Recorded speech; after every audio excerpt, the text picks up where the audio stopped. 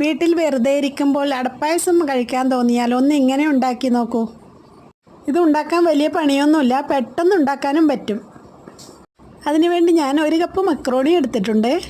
അത് മിക്സിയുടെ ജാറിലിട്ടിട്ട് ഇതുപോലെ പൊടിച്ചെടുക്കണം. മിക്സിയുടെ ജാറിലിട്ട് അടിച്ചെടുക്കുമ്പോൾ കൂടുതൽ പൊടിയാതെ ഈ രൂപത്തിലായി കിട്ടണം. ഇനി വേറൊരു പാത്രത്തിൽ കുറച്ച് ചൗവരി എടുത്ത് വെള്ളത്തിലിട്ട് വെക്കണം. ഇതൊരു 10-15 മിനിറ്റ് നേരം വെച്ചാൽ മതി. ഇനി ഒരു പാൻ എടുത്ത് അതിലോട്ട് 1 കപ്പ് പഞ്ചസാര ഇട്ട് മെൽറ്റ് ചെയ്തെടുക്കണം. ഈ രൂപത്തിലായി കിട്ടിയതിന് ശേഷം നിങ്ങൾക്ക് ആവശ്യമായ പാല് അതിലോട്ട് ഒഴിച്ചു കൊടുക്കുക.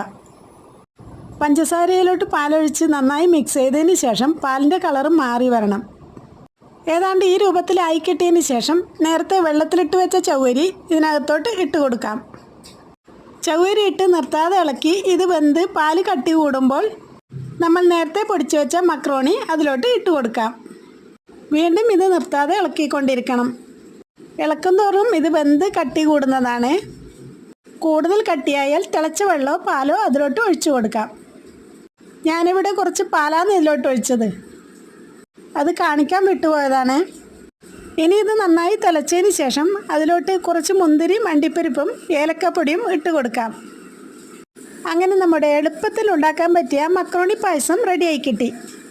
ഇതിന് അടപ്പായസത്തിൻ്റെ അതേ ടേസ്റ്റാണ് കേട്ടോ. എന്തായാലും ഒന്ന് ഉണ്ടാക്കി കഴിച്ചു നോക്കണേ.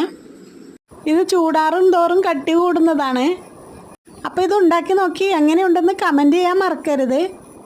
ഒപ്പം ഈ വീഡിയോ ഇഷ്ടപ്പെട്ടാൽ ചാനൽ സബ്സ്ക്രൈബ് ചെയ്ത് ലൈക്കും ഷെയറും ചെയ്ത് നമ്മളെ സപ്പോർട്ട് ചെയ്യാൻ മറക്കല്ലേ.